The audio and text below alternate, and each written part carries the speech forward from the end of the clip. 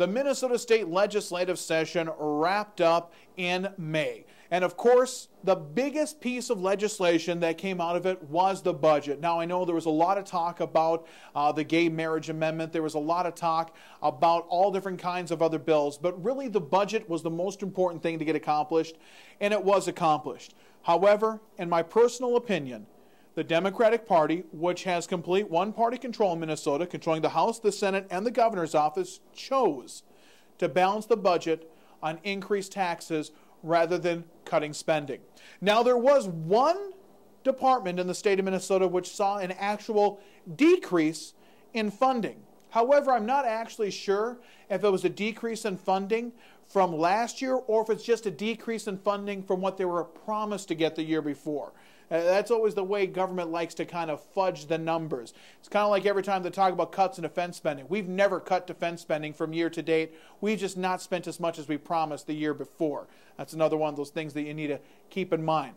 But it was $50 million reduction for Health and Human Services. Everything else is seeing expanded programming, expanded money. Education's getting a lot of money. That's actually one of the departments I disagree with the least about investing money in.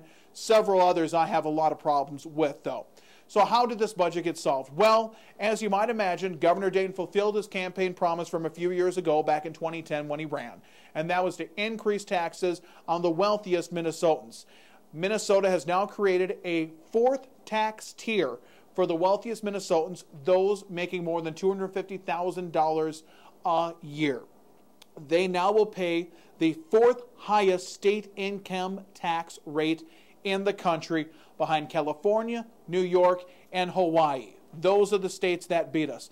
And let me tell you, those states have a little bit bigger metro areas and a little nicer weather, too.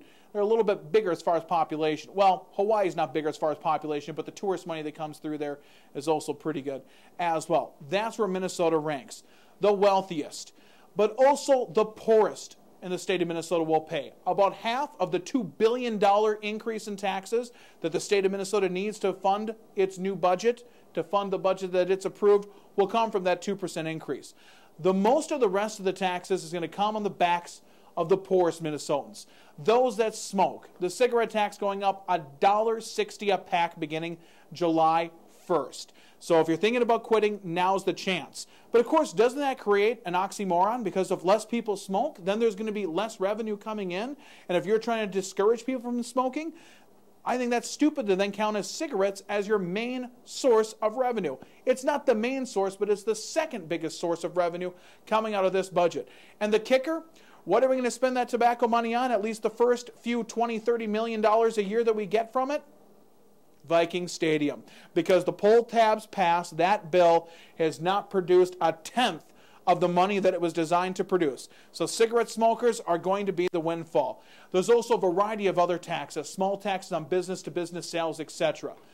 The point is, the DFL party believes that you as Minnesotans, this is what you want. You want your taxes to go up. Now, the state of Minnesota says, you're really going to save money in the back end because they put so many property tax breaks in and more money for local government aid, township aid, and county aid that your local taxes are going to go down, and that's going to offset any of the other taxes you may have to pay.